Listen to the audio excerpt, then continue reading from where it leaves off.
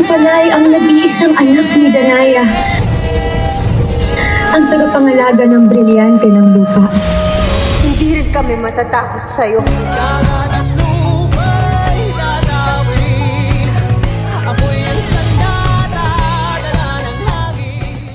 Ako pala ay ang nag-iisang anak ni Danaya.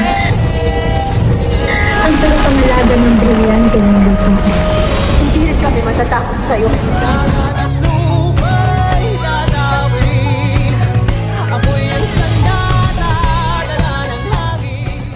Ako pala ang nag-iisang baklang anak ni Danaya. Ang tagapangalaga ng brilyante ng lupa. Hindi rin kami natatakot sa'yo.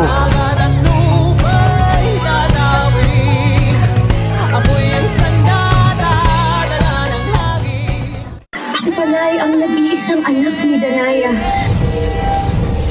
Ang tagapangalaga ng brilyante ng lupa. Hindi rin kami matatakot sa'yo.